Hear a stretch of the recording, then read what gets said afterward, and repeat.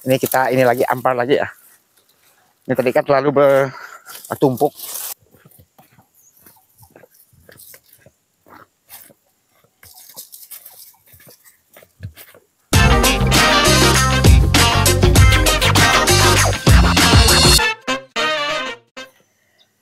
Selamat pagi, saya ucapkan kepada teman-teman para sahabat petani kelapa sawit.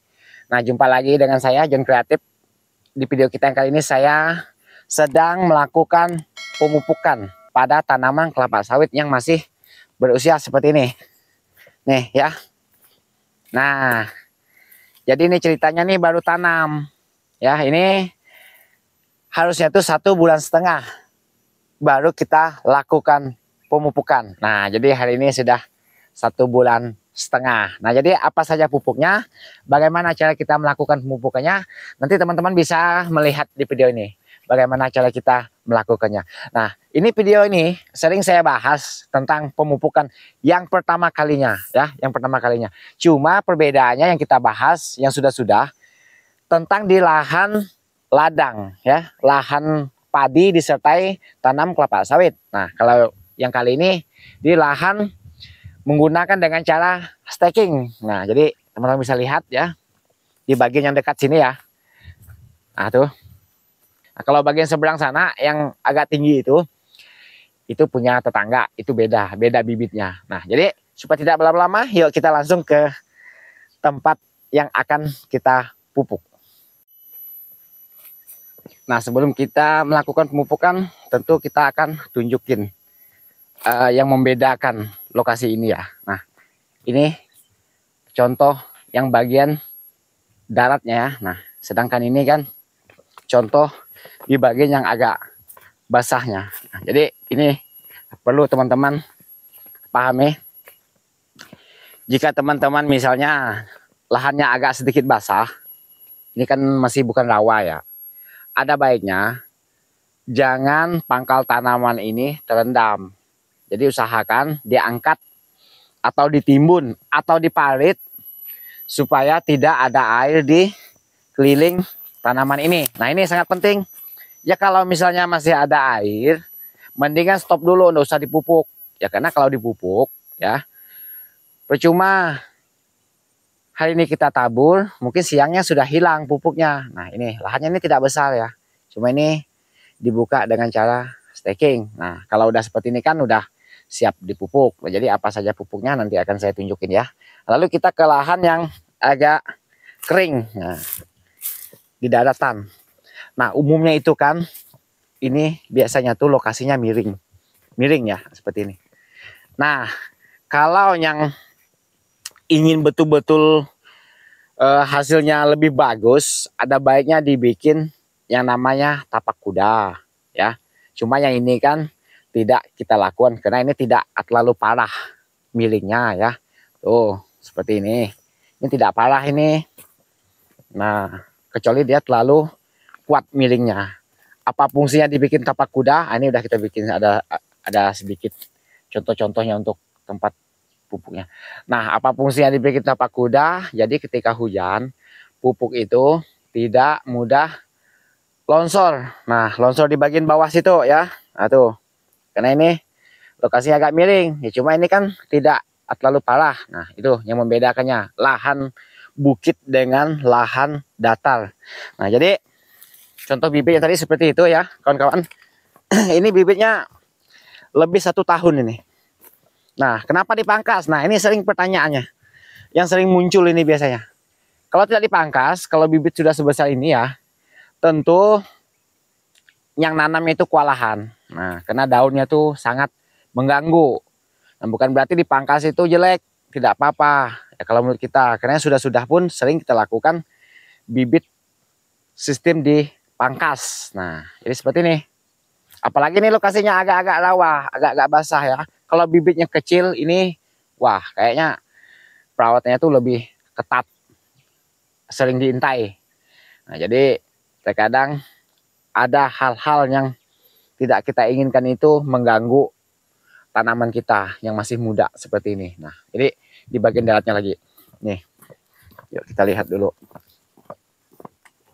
Jadi kalau mupuk itu diperhatikan dulu, jangan asal dipupuk. Ya, kenapa harus seperti itu? Nah, itu tadi karena pupuk itu kan mahal.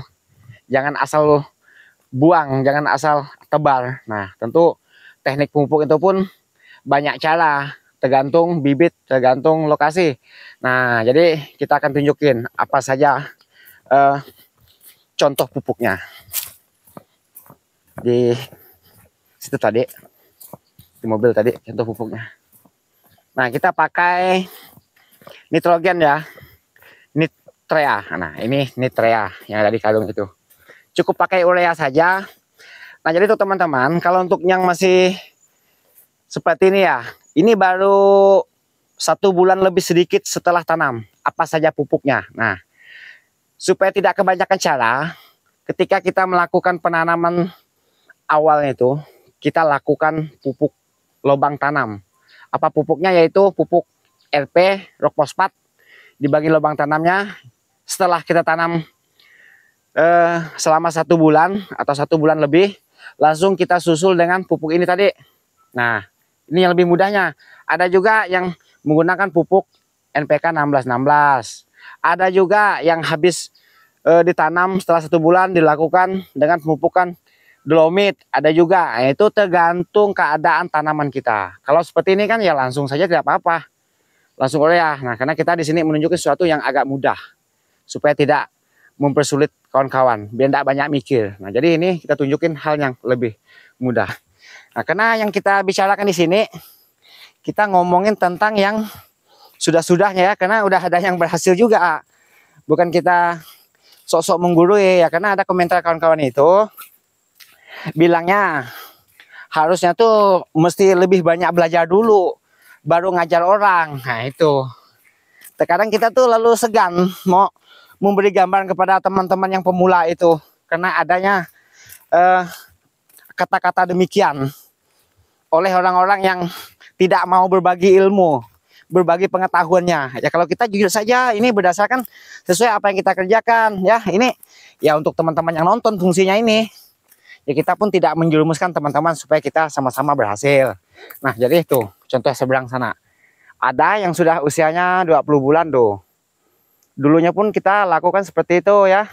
Cuma ini dulunya lahan ladang ya. Lahan ladang. Nah, tapi sekarang udah 20 bulan seperti itu. Nah, jadi seperti itulah.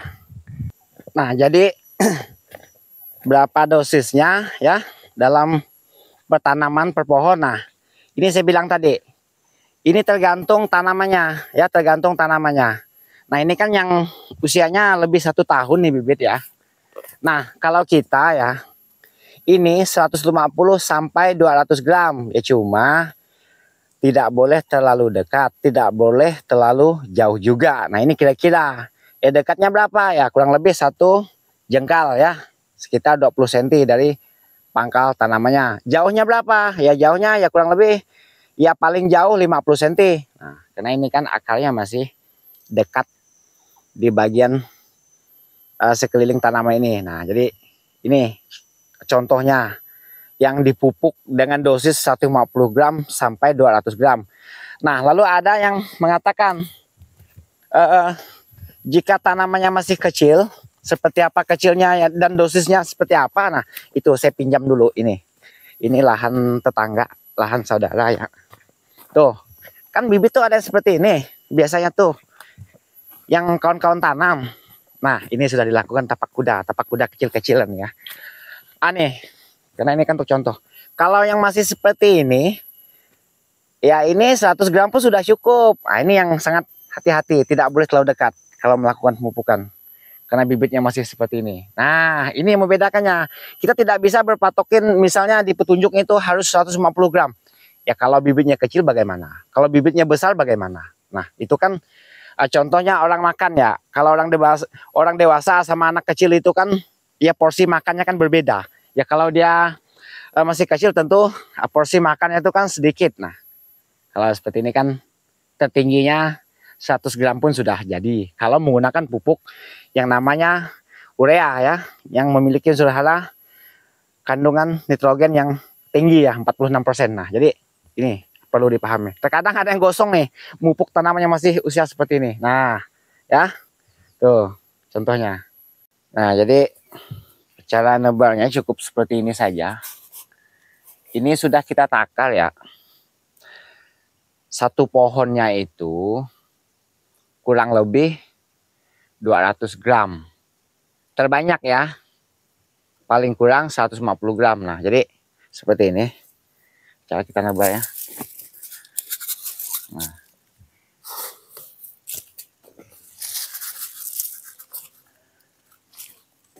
Ini kan karena kita contoh supaya teman-teman bisa melihatnya lebih jelas. Tentu kalau kita sudah melakukannya itu laju, cepat ya. Nah, ini kan supaya lebih jelas. Nah, yuk kita di pohon yang lainnya.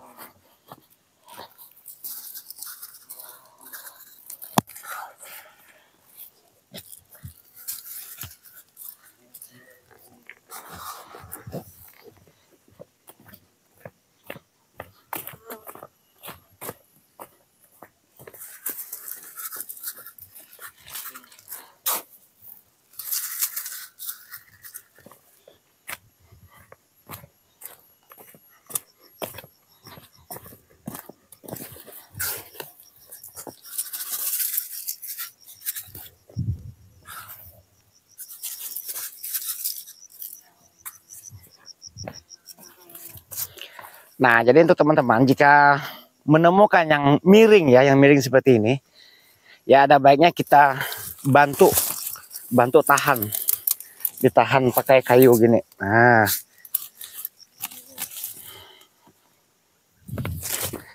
lanjut. Ini sengaja tidak kita gendong ya, karena ini sebagai contoh.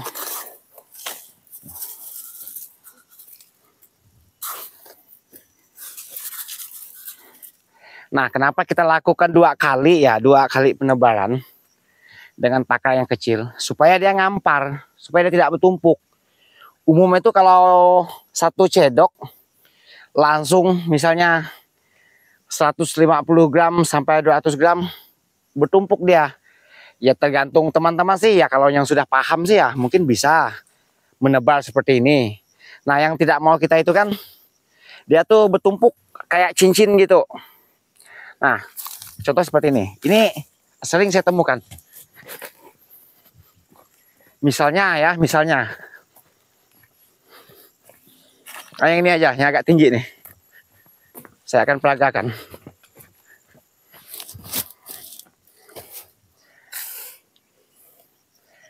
Ya pada dasarnya sebenarnya kan yang penting mupuk, betul. Yang tidak kita mau tuh gini misalnya. Nah, misalnya kan. Mana satu lagi. Misalnya ini seperti gelang bertumpuk-tumpuk. Nah, ini kan terlalu ini pekat dia. Makanya ada baiknya dia agak menebar. Ya kalau jaraknya berapa? Nah, kira-kira saja kalau bibit udah sebesar ini sih udah tidak cerewet dia. Ya, jaraknya sejengkal dari pangkal tanaman ini ya, arah melebar. Ini terlalu lebar pun tidak bagus, terlalu dekat pun tidak bagus. Ya kira-kira saja. Terkadang kita melihat hujan. Kalau musim penghujan, kita agak dekat sedikit tidak apa-apa ya. Kalau musim terlalu panas, ya itu kalau dekat resikonya ini gosong. Nah, itu resikonya. Kalau musim hujan, resikonya kalau terlalu jauh dia keburu lunsur ini, tercuci. Nah, itu perbedaannya. Itu tergantung kita sebenarnya bagaimana acara yang lebih bagusnya. Cuma kan ya kira-kira juga ya bagaimana cara yang masuk akal. Nah, gitu. Ini lagi ampar lagi ya. Ini tadi kan terlalu bertumpuk. Kalau saya tidak mau bertumpuk seperti ini. Nah, seperti ini ya.